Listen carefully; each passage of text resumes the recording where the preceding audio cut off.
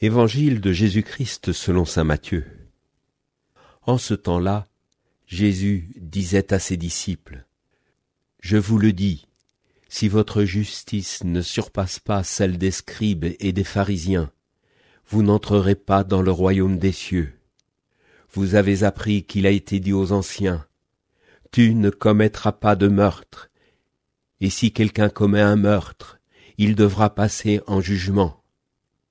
Eh bien, moi je vous dis, tout homme qui se met en colère contre son frère devra passer en jugement. Si quelqu'un insulte son frère, il devra passer devant le tribunal. Si quelqu'un le traite de fou, il sera passible de la géhenne de feu.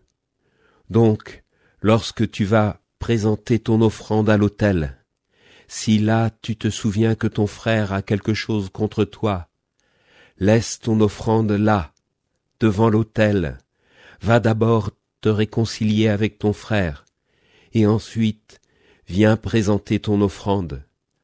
Mets-toi vite d'accord avec ton adversaire pendant que tu es en chemin avec lui, pour éviter que ton adversaire ne te livre au juge, le juge aux gardes, et qu'on ne te jette en prison.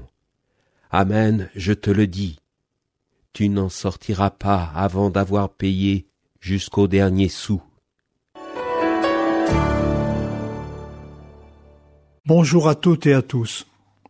Jésus avait dit « Je ne suis pas venu abolir la loi, mais l'accomplir ». Il voulait dire par là, lui donner tout son sens. Ici, il veut donner toute sa signification et son exigence au 6e commandement du décalogue « Tu ne commettras pas de meurtre ». Il indique alors ce qui est en fait une manière de tuer quelqu'un, pas avec une arme, mais avec des mots qui disent la haine et qui tuent l'autre dans sa dignité humaine, dans l'estime de lui-même et vis-à-vis des autres. Cela peut même conduire à la mort. Nous avons appris ces derniers temps le suicide de jeunes victimes d'un harcèlement de la part de leurs copains. Un rabbin disait « Qui est son prochain appartient à ceux qui versent le sang ». Et Jésus cible dans cet évangile les attitudes et les paroles qui sont mortifères, au sens au moins figuré. Il cite d'abord la colère, qui est un emportement qui conduit à des gestes et à des paroles qui font mal. Elle est un péché capital, c'est-à-dire qu'elle est le motif de fautes graves contre le prochain.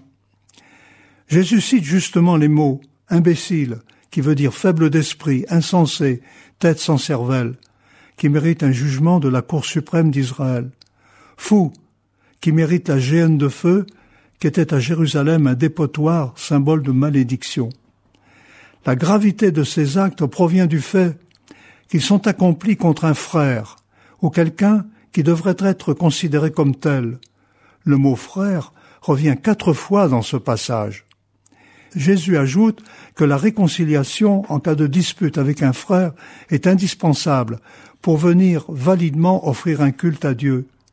C'est sans doute en souvenir de cette parole que nous sommes invités à nous donner la paix avant la communion. En conclusion, nous pourrions retenir l'importance de nos paroles, de nos manières de dire les choses.